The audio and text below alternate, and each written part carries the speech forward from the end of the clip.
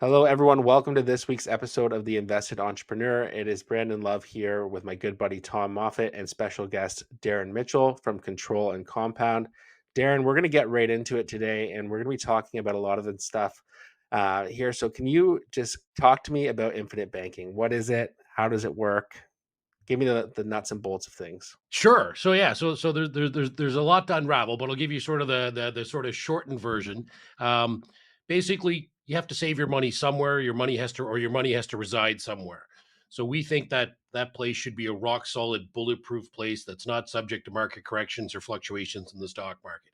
So we think we can talk why cash value life insurance is the best place for that. So we grow that money inside a cash value life insurance policy for the rest of our life, tax free. Never pay a nickel on that, corporate or personal dollars. We grow that money tax free. We're going to have a tax free retirement, but we're going to multiply those dollars and also provide a death benefit for our family if something happens to us, or to keep that business or apartments in the family when you die. And then the third thing we're going to do, we're going to multiply money again, and we're going to literally keep the money in the policy so it's compounding tax free for a tax free retirement. And we're going to leverage that money, 90% of it, to put back into the business or back into real estate or back into some other opportunity that we can grow our money. So we're talking about and assets. Every other asset you have is an or asset. Do I put money in real estate or my business or my RSP?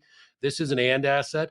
I'm going to put my money in the cash value life insurance, grow it tax free for a tax free retirement, multiply it for a death benefit, but also be able to use that money short term to grow my business and keep my business afloat. Okay. The main reason why I did a huge deep dive on this about a year ago was because of the fact that you can borrow from your policies, which I thought was super cool, and it still grows while you're borrowing it. And obviously, we'll go through the details of like how that works and how you do have to technically repay that and set up a payment structure. But before we go there, who like in your mind, after dealing with probably hundreds of clients, like who is this right for? We typically only deal with entrepreneurs, business owners, real estate investors, people that have a healthy income, family income 100K and a plus. I don't think this is for everyone, and that's where I just, kind of kind of vary from some of the people in this industry that if you can fog a mirror, great, you're a perfect person. Let's go. I think if you're not able to save $5,000 or $10,000 a year, then you're probably not ready for this strategy. You should focus on, managing your budget or investing in yourself to improve your income. So you do have that amount of money, $100 a month into something like this. You're not going to get to a point where you can really get the benefits of this. But if you're a real estate investor or business owner, no brainer. Like business owner, the corporate money, it's a slam dunk because there's so many additional levels of taxation we face as business owners, and this can defer or eliminate a lot of them. Okay, that's cool. I like that. So is there like a sweet spot in terms of money you would want to have in a policy where it starts to make sense? Or is it one of those things you build towards? How does that approach work for someone who doesn't have this in place at all? Yeah. So typically, again, like think of it as a savings vehicle. And if you think of it from a savings vehicle, it's like people say, well, how much do I have to put into this? And I'm like, well, nothing. But think of it as your opportunity fund. How big of an opportunity do you want to take advantage of? Right. So I put in multiple six figures a year because I think this is an amazing place to grow my money for a tax-free retirement and use it in the short term. You're typically not going to see anything under $500 to $1,000 a month, all the way up to 25 grand a year, something like that. A lot of people, when they learn about RSPs versus this, or sometimes taking that 25 or 30 grand into RSPs and putting it in here, just saving it at a different spot. We get a lot of business owners sitting on cash that will throw, significantly more than that in, like six figures or multiple six figures in a year, because as opposed to saving for like an RSP where you put your money in, it's in prison for the rest of your life. Here, you put your money in, and if I can't make payroll this summer, I know I can access that money in my cash value life insurance policy.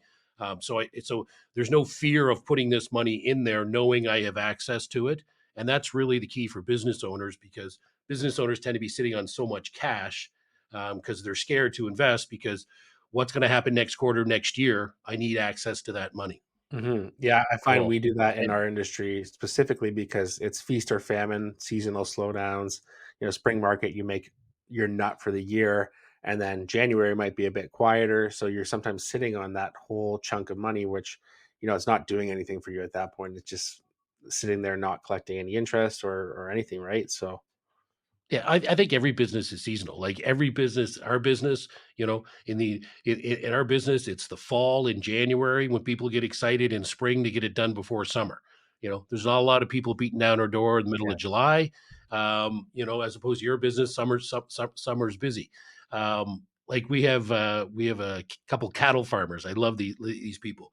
Like they use this infinite banking policy. They sell their herd, go off to market in the fall, and then they fund their policies and all this stuff, and then they start accessing loans to buy the little cows in the spring, feed, grow, costs, borrow against it, and then sell. So really, when they say it's called infinite banking concept, the possibilities are infinite. Yeah. So across That's the really board cool. That's a business. cool example because it's like you're basically saying any business can get into this as long as it makes sense from like a cash flow perspective. And from my mindset towards it, like the way I simplify it in my mind, and please correct me if I'm wrong because I'm new to this, but instead of, let's say you have 50K every year that you know you're going to be having like a cash surplus in your business, and instead of having that sit in either your personal bank account or a corporation or even investing it into like high risk stocks, you're saying put, maybe not all of it, but put it into a policy for this example. And that's going to grow the policy. You're going to have the compound interest in it. And then at any point, if you wanted to pull that money, you can do so and invest that in whatever else you want to do. And that policy is still growing in the background as long as you repay the money you're taking out. Am I correct in saying that? Yeah, absolutely. So just couple clarification. I wouldn't say you're borrowing from the policy. You're borrowing against the policy is technically, right? Because Okay. we're not actually, if I've got 100 grand in there and I'm borrowing 90 grand to take advantage of an opportunity, I still have the full 100 grand in there, like you said. So we like the term borrowing against it. But yeah, that's exactly it. And you got business owners sitting on retained earnings. That's really tax efficient money, right? Like in Ontario, Yeah. like 12.2% tax on that first 500,000. So you get these tax efficient dollars, and you talked about investing, and we can get into, the 3 or 4 levels of taxation when you start investing inside a business, that we can address all 4 of them. Yeah, and that's exactly why I wanted to have you on the show is for that specific topic because we're like Brandon and I are always toying with like what to do with the money that we hold in our corporations. And I like the idea that you can invest that in there without incurring, I believe it's 35% for capital gains in your corporation, correct? Yeah, For any well, gains you make? yeah, so couple things. Yeah, you can place dividends, capital gains. Capital gains be a little less than that. It'd be roughly half the top tax bracket of 53. Um, but where most business owners are looking at, let's picture a pie. You get $1 million portfolio. Well, the low hanging fruit, in other words, the money I think that would make sense in here is more the fixed income. So if we go back to the business owner sitting on 100, 200, 300, 400 grand of cash because they don't know what's going to happen, right? That money, that cash, that's the first place we go. Because when you start putting money in a high risk investment, it's really not accessible to the business. If the stock market drops 40%, and then all of a sudden an opportunity comes along, are you gonna cash out when you're down 40%? So we think for a portion of your money, it's got to be rock solid and bulletproof. So if you invest, say, in a bond, a GIC, somewhere high interest savings account, you're going to pay upwards of 50% tax on the growth, and then you're going to pay tax when you go to get that money out, and then you're Yeah. going to pay tax when you die. And then if you have too much money in there, now apparently, if you have more than $50,000 of passive income, that is too much for a business owner, and they're going to tax you 70, 80, 90% on that money. Though politicians can have a $150,000 pension, that's okay. But we can only have, as business owners, $50,000 of passive income. So that's 4 levels of taxation: taxation on the growth, taxation when you go to spend it, taxation when you die, and then that passive income one. Well, if we take those 88-cent dollars, pay our 12% tax, we can put that money in a policy. The growth is tax free, the loans are tax free, the death benefit, depending when you die, but usually most or all of it can flow out tax free, not just the cash value, but the death benefit as well, tax free to your beneficiaries. Let's say it's your family. And then the passive income rules, we've eliminated that because there's no tax on the growth on this. There's no tax slip. So you're never going to run into that passive income. So we've got a lot of clients that just come in and say, I haven't been investing inside my corp because I'm running up against that $50,000 passive income, Yeah. or I'm scared That's to. And they're like, oh, this is perfect. mhm. Okay. And when you borrow against a policy, who sets that rate? Is it set by you? Is it set by the company? Like, how does that work? Yeah, it depends how much we like you, what we charge. No, so each insurance company has their own rate. So we have really seen an uptick. So on those rates as interest rates have increased. So we go back a year and a half, 2 years ago. Almost all the rates were 4.45 to 4.7. A high was 6.2. Today, you're talking anywhere the four companies we deal with between 6.5 and 9, 9.2, somewhere in those. So some of those are completely variable that will go up and down with the interest rate. So we'll expect in the next couple years, you guys tell me exactly when, but in the next couple years when rates come down, those rates will drop. But again, mostly it's short term money.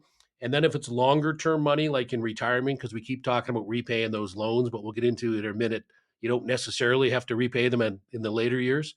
Mhm. Then we're gonna shop that, and there's some banks set up specifically to loan on these, and there's a few American firms now, I think, trying to come to Canada even to do more loans on those. Those ones we can usually get a little bit better interest rates. But in the short term, we don't really care whether it's 6, 7, or 8%. If you need 50 grand to take advantage of an amazing opportunity that's going to make you 30 or 40%, and you're going to borrow money for a year, Yeah, who gives a I was shit just if gonna it's say 6 or 8%? Yeah. Yeah, and I think people get hung up on the rate, and when you start getting to the higher rates, of course, like, you want the rate lower, but when you actually compare it against the investments you're making from pulling that money out, hopefully you're doing some sound investments and you're making money on that. You compare that to the interest you're paying on that, and also your policy is still growing while you're borrowing from it too. Yeah, So, I'll tell you a quick story. So I remember years ago, I'm down in Florida. I was at this conference, and it was his accountant talking about 2008. And he goes, "All my clients are business owners." And he goes, "In 2008, when everything crashed, nobody could access money. Everybody's money was in the stock market or real estate. Everything had plummeted. Banks weren't giving loans." And he had this client, he said, I forget what business, he had a franchise. He goes, he had a $2 million cash value or $2 million of cash value in his policy. And he borrowed a million in change from that, and he bought 13 additional franchises at 30 cents on the dollar. It was like a fire sale, right?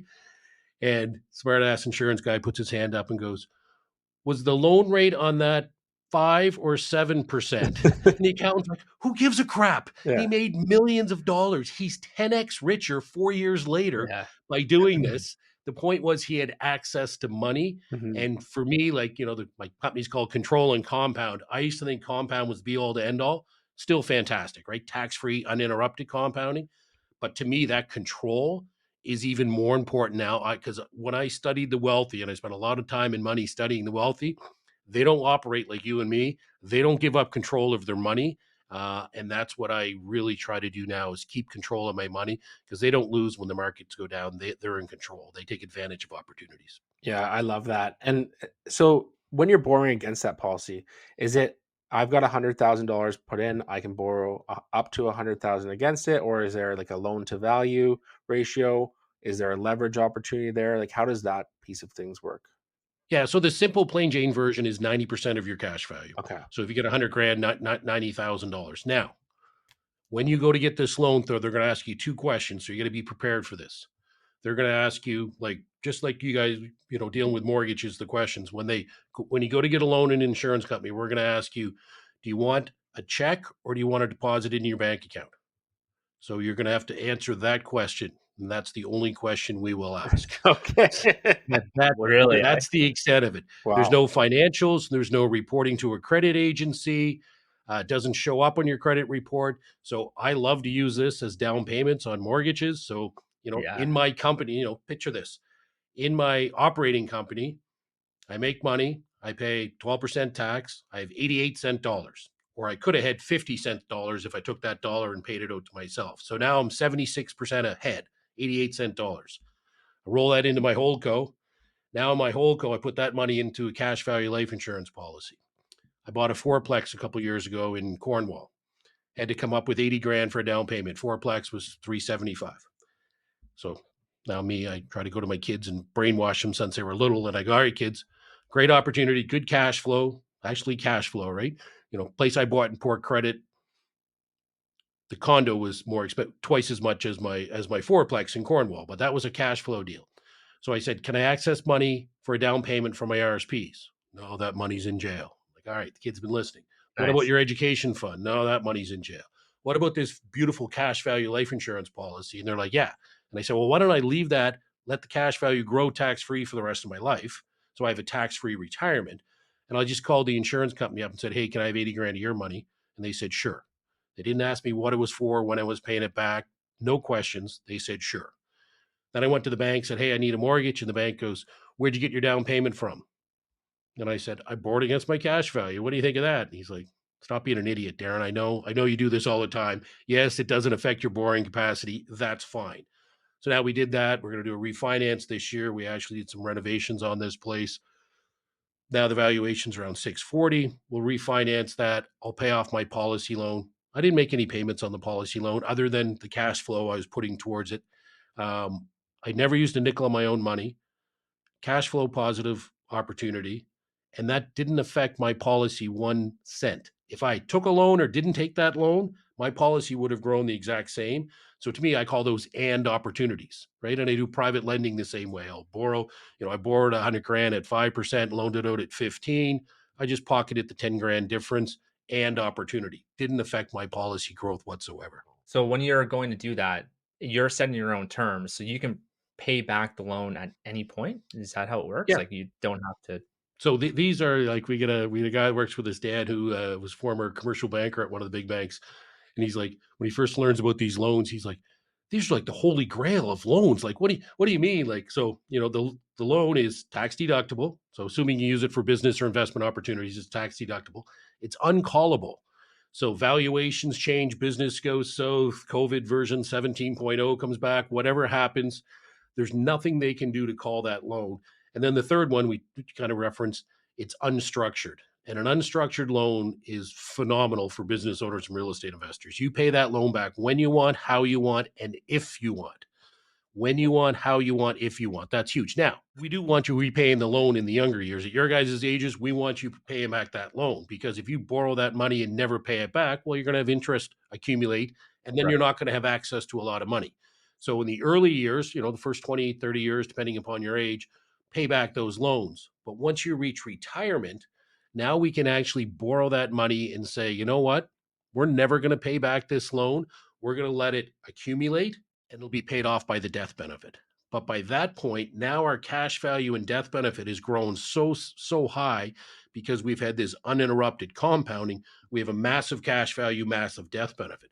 And the cool part in retirement, most people save $1 million or whatever your number is, and then start spending it, 950, Yeah. 900, 850 when they're Going spending it in away. retirement.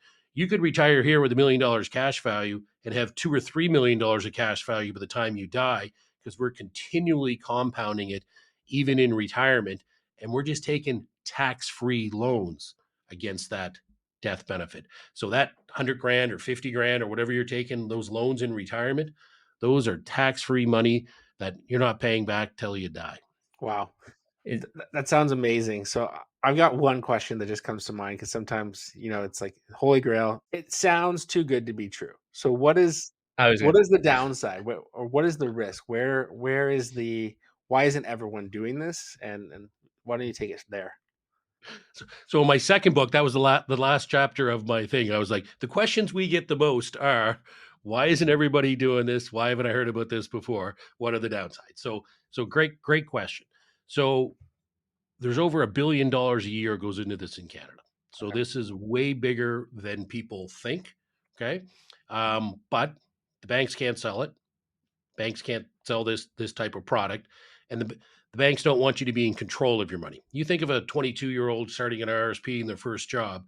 They put their money in the RSP. The bank has control of that money. They hang on to control for the next 50 years, and then they drip it back to you 30 years in retirement. That's 80 years of them controlling your money. Here, you're controlling your money. So the banks can't sell it is the big one. The downsides really, there's two big downsides. This is not designed to be a 1 year put money in and then stop this. This has to be funded over a period of time.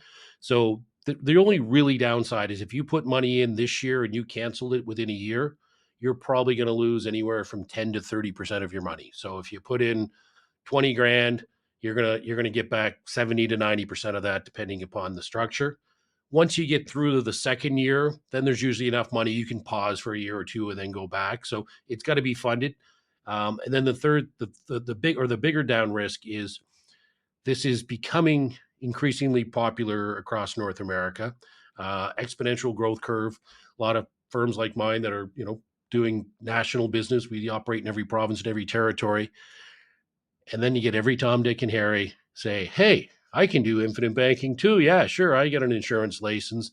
And they set up the wrong policy with the wrong company structured for comp of the advisor as opposed to maximizing the cash value.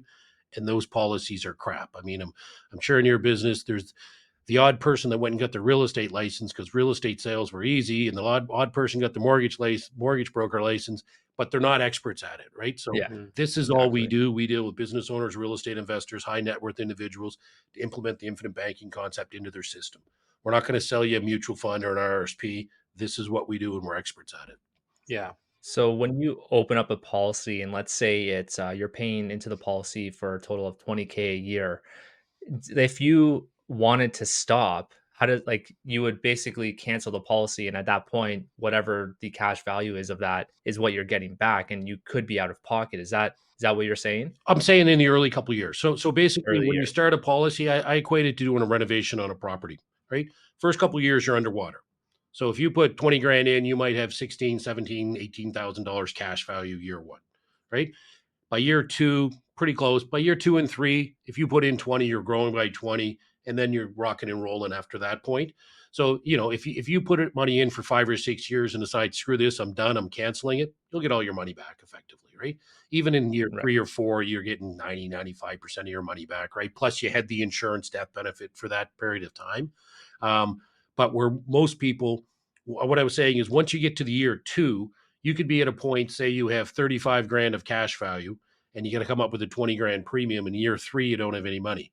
Well, you could actually borrow 20 grand from your own policy to make the Mhm. premium payment. Now, again, not a great long-term Ah, strategy, right. Yeah. but Right. you're at a point now where you've got a safety net built in that, yeah, I should fund this for the next 7 or 10 years or 20 years, whatever, at least 6 or 7 ideally. But once you get through the first couple of years, if you go sideways a year or two, there's all kinds of flexibility built in that we can do that if it's set up correctly, right? So this would be like when I say if up set up correctly, like less than 1/10 of 1% of the policy sold in Canada would be set up like this, right? I mean, and not just because advisors don't know how, because a lot of insurance is just purely for death benefit, right? Like Yeah, this is exactly. purely for cash value. The death benefit comes along for the ride in a lot of cases. Okay. If you're opening up a policy and you're someone that you're near 3 or whatever year it is and you want to start drawing from it, is there ever a situation where your death benefit wouldn't cover the cash value if you were to pass away and you've just been borrowing from this thing and your interest that you haven't been paying back on the loan itself? Like, is there ever a situation where that death benefit never is able to be sufficient to pay back? No. So the way it's always going to be is the death benefit's going to be the highest number, followed by the cash value, followed by the loan. Because the loan is Okay. only 90% of the cash value. So the loan has to be smaller. Okay. Okay. Now, the cool part is, well, up till we've had this sort of spike in interest rates, and we'll get back to where we've been the last 150 years.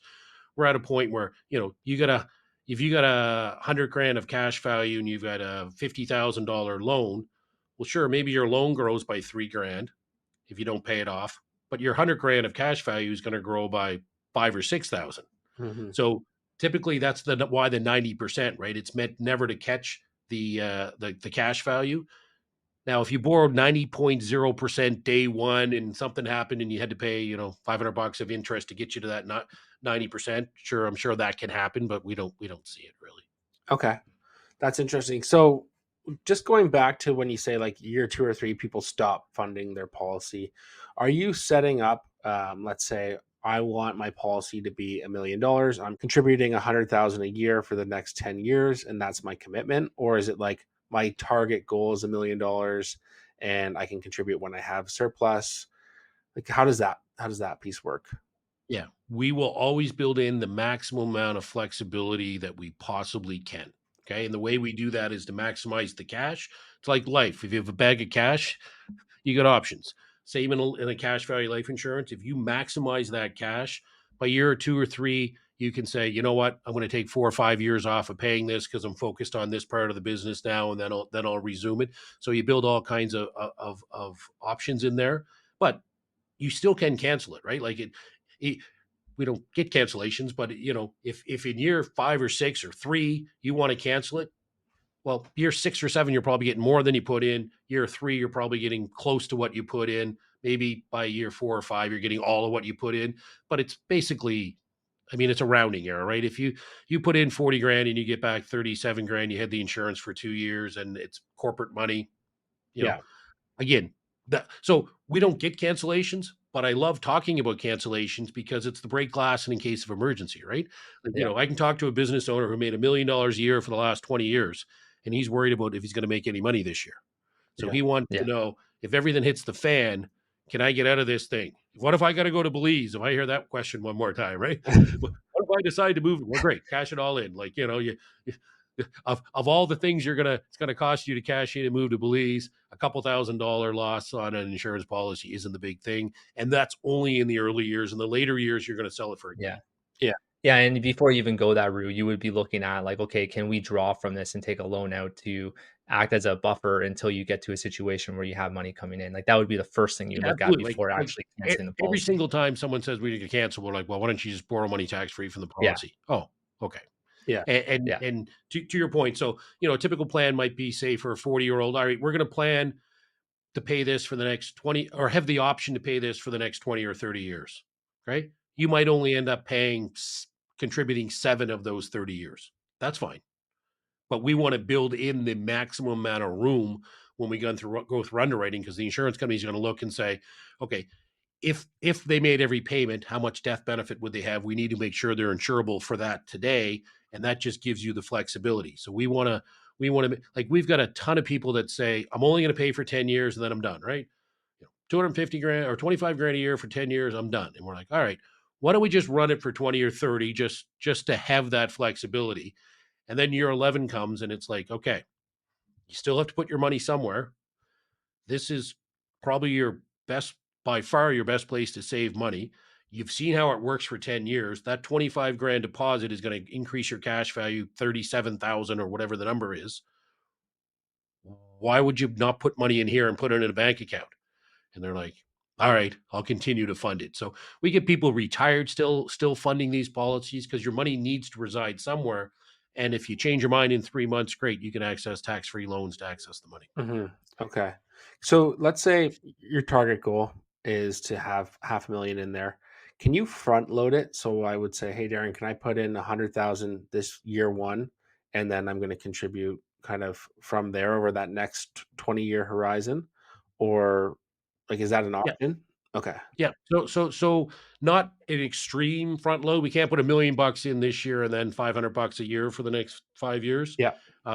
But yeah, there are ways we can, maybe get 2 years of premium, the equivalent in year one or a little more, and then resume at a lower premium. Because yeah, we get a lot of that with business owners that are sitting on cash and they're like, all right, let's do a 50 grand policy. But it's like, hey, can I throw 100 grand in year one to sort of jumpstart this? Yeah. And the answer is yes. We just got to make sure we structure it properly. Okay. or you just open a second policy, right? Like you can start small and say someone wants to start with 20K a year, you start with that policy, and then if you wanted to increase it, you could put more towards that policy, but you have that threshold. But you can also open up a new policy and keep growing from there and have multiple policies within the same umbrella. Yeah. So Is that correct? like year 3, all of a sudden you're like, all right, Darren, this actually is doing exactly what you said it was going to do. Like, we love our annual reviews. Like, it's like, okay, everything just worked out like it has for the last 150 years, boring but effective. But it's like, okay. So then people want to do more, and we're like, well, listen, we can't fit more than 20 grand, say, in that policy. So yes, we'll start a second, third, or fourth policy. I've got 9 of these now, right? First policy was, that's all I'm ever going to need. And then it was like, oh, well, then I'll do corporate ones. And then I'm like, oh, I'll do a corporate one on my spouse. And then I'll do policies on my children. And like, there's all kinds of stuff you can do with this. But if you are the business owner, or someone sitting on a bunch of cash, there is a way that we can effectively, double up that year one and get you a little jump start. Because you start a little underwater for that first couple of years. Well, we can kind of almost eliminate that by doing 2 years premium roughly up front. So I like this because it jumps right into the premise of our show, which is financial independence for Canadians. And I like the fact that you don't have to, like, if you have a successful business and you're like, you know what, I'm having fun doing this, but I don't see myself doing this in 10 or 15 years time from now. I have all this money coming in. I need to put it somewhere. And I want to set up these policies so I know in 10 years from now, I have the option to retire and draw from these policies, and I'm at that FI moment in my life.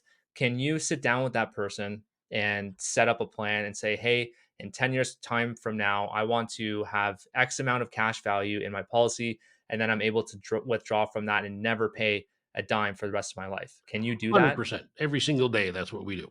Okay. That's what we Beautiful. do. Now, I will caution you as business owners, they usually don't retire when they say they're going I to. know. Because it's like, life's pretty good. Yeah, I've gone on 7 trips this year, and I've, conferences, and I've done this and that, and I golf 30 rounds a year, and I'm only going in 4 days a week, 3 days a week. Yeah, maybe I'll continue on. But yeah, absolutely. That's what we do day in, day out. People come and say, okay, where's the most effective place to save money? We'll show you why we think this is, and then how does this help our retirement? Well, based upon this number, you can take this amount of money tax free in retirement. Oh, I was hoping to do more. Great, we'll do more. Or let's start here, and then if you like it in 2 years, we'll do a second policy, and we can build in some guarantees that you don't have to go through medical again the second time. There's all kinds of detailed plans, but yeah, exactly what you explained is how we set up our beautiful. meetings. And it's funny because, like, that is the premise of our show. We don't talk about the FIRE movement. We erase the RE from it, retire early, because we find that business owners that are passionate and are doing well, they just want to keep working and doing their thing. So it's funny you say that. But Brandon, did you think of I your I question? did, because you kind of triggered my thought process there when you said the medical part. So I have a little bit of life insurance in place, and I did find, like, the initial wave, you got to go through all the physicals, all that stuff. Is that the same for these policies as well, that you have to do that out the gates? And is there an advantage to doing it early? Like, I remember when I put mine in place, it was right around, I was like 30, 31 years old, and they're like, get it done now because it's going to affect your premiums. Is that the same for this? Yeah, great question. So a couple things changed really. COVID. Well, you'd like this as an entrepreneur story. So my business is going really well, and then COVID hit, and at the time, almost all of our cases were a nurse had to come to your house and do blood work and stuff. And then during COVID, they just announced, okay, nurses can no longer come to your house, and we're sitting around the office going, huh, that's kind of 95% of our business. That's going to be a challenge. Yeah. And then, fortunately, the insurance companies got together and said, well, this isn't going to work. So they actually massively increased the amount of death benefit they'd give without fluids. Okay. So now typically it's just a phone conversation.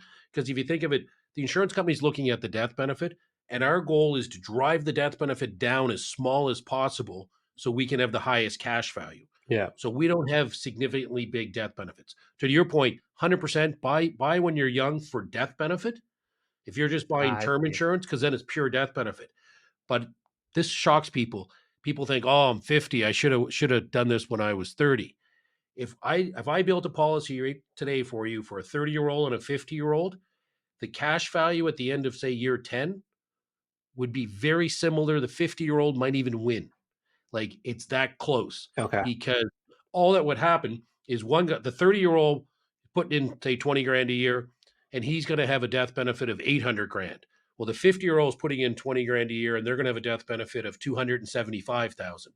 So the dollars going towards the insurance is the same. The dollars going towards the cash value is the same. It's just the 30-year-old unit cost is lower, so they can buy more death benefit, but it's not going to get the more cash value. So that's the beauty Mhm. of this. You can be 50 or 55 or whatever, 60, and still this totally makes sense if you can fund it for that 6, 7 years. Okay, interesting. And if I have an existing death benefit policy in place, that's pretty good that way. I don't want to cancel my existing insurance. Can I add this policy here and more heavily weight it to the cash value and have a smaller death benefit? Yeah. So the first thing we do is look at your current policies and say, okay, what do you have? Can we use one of those? Yep. And then oftentimes, like what happened with me, I term insurance is great, right? If you need to replace your income, cover mortgages, cover like there's I don't crap on term insurance. I love term insurance, but it's meant purely as a death benefit. So typically when people start this, their death benefit isn't that high that they're going to get rid of their term insurance. But term insurance, that little sneaky renewal that bumps up every 10 or 20 years and you have these massive rate increases. Mm. Well, I got to a point over time with my 9 policies that my death benefit got to a point, not right away, but after a while, I was like, you know what? I've got millions of dollars of death benefit here. I don't need to renew that term, or maybe I can cancel that term. So I was able to free up about $2,500 a year of cost I was spending on term, because the dollar I was putting in my cash value was doing more than one job. It was growing my cash value for Yeah. opportunities in retirement, tax free, but it was also providing a death benefit. And eventually it got to a point, but I would rarely say, especially someone your age that would buy a new policy and would want to cancel their term insurance, because most people we talk to just don't have enough insurance anyway. Hmm. You know, really, what's $1 million going to do for a family with a couple of little kids? You know, 50,000, $60,000 a year of income, 40. Is that going to be enough? Yeah, no, it's a good point, and I think that perspective is really great. And I don't know about you, Tom, but my wheels are spinning on different strategies for how this can be used and implemented in my own business and life in general. So I know Yeah. I'll be booking a call, Darren, but for our listeners whose wheels are likely spinning as well, what's the best way to reach you? Yeah. So you can check us out on all our socials at Control and Compound. We got a big Instagram following, YouTube following. Our podcast is Control and Compound. We've got over 100 episodes on that. And that's really geared the business owner, real estate investor, and just people that like to talk about money and stuff. But actually, just for your listeners, we created a special landing page. So when people try to meet with us, there's a process to go through, and some qualify and some don't. But just for your listeners, we have a dedicated landing page, controlandcompound.com/TIE. And if you go there, you get front of the line treatment. We're going to provide a couple free webinars you can watch. And then when you apply to work with us, because you're a listener of the Inspired Entrepreneur, you jump right to the front of the line. So that we'll put that, you guys can put that in the show notes, I assume. Awesome. You're young, you know what show notes are. Yeah, we got that covered.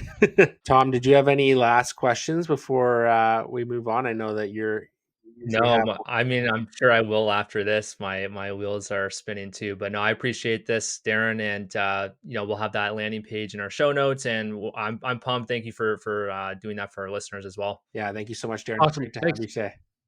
Had a great chat. Look forward to seeing you guys in person. Likewise. Take care. Thanks, Sam.